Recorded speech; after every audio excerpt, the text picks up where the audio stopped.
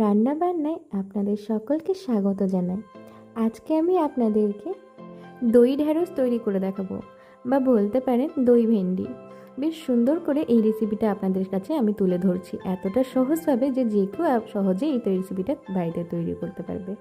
এই রেসিপিটা দিয়ে কিন্তু রুটি বা পরোটা খেতে খুবই ভালো লাগে। তো আজকে দই ঢ্যাঁড়স তৈরি করার জন্য সবার প্রথমে আমি এখানে ঢ্যাঁড়সগুলো বেশ ভালো করে কেটে নিয়েছি, ধুয়ে পরিষ্কার করে একটু ছোটো ছোটো করে বেশ ভালো করে কেটে নিয়েছি। তারপরে আমি এর মধ্যে লবণ, পরিমাণ অনুযায়ী হলুদ গুঁড়ো, লঙ্কার গুঁড়ো আর 1 চা চামচ পরিমাণে বেসন দিয়ে বেশ ভালো করে মেখে নিচ্ছি। আমি এখানে কোনো রকম জল ব্যবহার করছি না।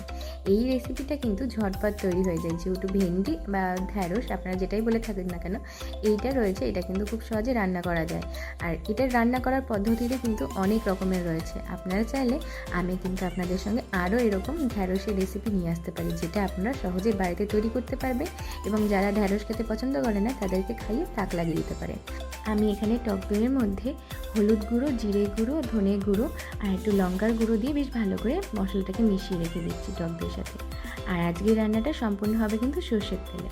সর্ষের তেলটা দিয়ে বেশ সর্ষের তেলটা গরম করার পরে এখানে যে ঢ্যাঁড়সটা আমি মাখিয়ে রেখেছিলাম, এই ঢ্যাঁড়সটা বেশ ভালো করে মিনিট 5 আমি হালকা আঁচে ভেজে নেব। গ্যাসের ফ্লেমটা কিন্তু হাইতে দেবেন না। বেশ ভালো করে হালকা আঁচে ভেজে নেওয়ার পরে মিনিট 5 পরে আবার আমি একটু সর্ষের তেল দিয়ে দিচ্ছি।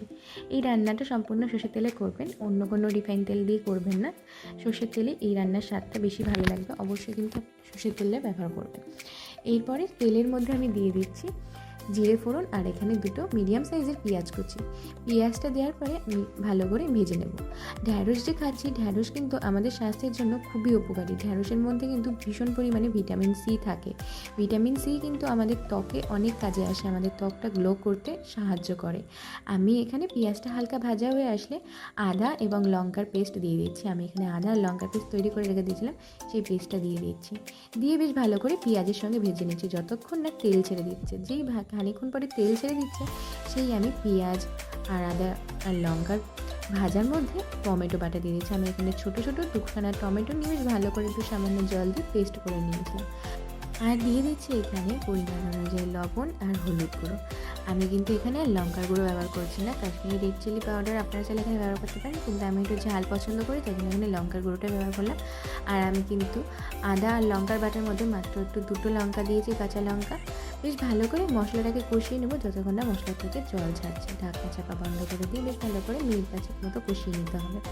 আমি যেটা বলছিলাম, আমাদের শরীরে কিন্তু ঢ্যাঁড়সের প্রয়োজনীয়তা ভীষণভাবে রয়েছে। ঢ্যাঁড়স কিন্তু আমাদের ওজন বৃদ্ধি হওয়ার থেকে রক্ষা করে, কারণ ঢ্যাঁড়সে যেহেতু ফাইবারটা বেশি রয়েছে তাই জন্য ঢ্যাঁড়স অল্প খেলেই আমাদের পেট ভর্তি হয়ে যায়। অবশ্য অনেকে ঢ্যাঁড়সের নাম শুনলেই পালিয়ে যায়, কিন্তু ঢ্যাঁড়সের গুণাবলীগুলো জানতে পারলে অনেকেই নতুন করে ঢ্যাঁড়স খাওয়া শুরু করে দেবে। এরপরে আমি মশলাটা বেশ তেল ছেড়ে আসলে দইয়ের যে মিক্সারটা তৈরি করে রেখে দিয়েছিলাম সেটা দিয়ে বেশ ভালো করে কষিয়ে নিতে হবে। আমি কিন্তু এখানে বেশ মিনিট 5 ধরে কষিয়ে নিয়েছি। এই রান্নাটা করতে বেশি সময় লাগবে না, মিনিট হাতে ধরে 15 মিনিট মতো লাগতে পারে। তা আপনারা কিন্তু এটা খুব সহজেই ঝটপট রান্না করে নিতে পারেন। বেশ ভালো করে এটা থেকে তেল ছেড়ে দিলে আমি এর মধ্যে যে ভেন্ডিগুলো ভেজে রেখে দিয়েছিলাম সেই ভেন্ডিগুলো দিয়ে দেবো। চলুন এবার যারা ঢ্যাঁড়স খেতে পছন্দ করে না তাদের এমন কিছু জিনিস জানাই যেটা জেনে তারপর থেকে তারা ঢ্যাঁড়স খাওয়া শুরু করে দেবে। ঢ্যাঁড়সের মধ্যে কিন্তু আমাদের ওজন ক্ষমতা, যাতে ওজন বৃদ্ধি না হয় সেটা কমানোর ক্ষমতা রয়েছে। আমাদের যাতে হৃদরোগ আক্রান্ত না হয় তারও ক্ষমতা রয়েছে ঢ্যাঁড়সের মধ্যে।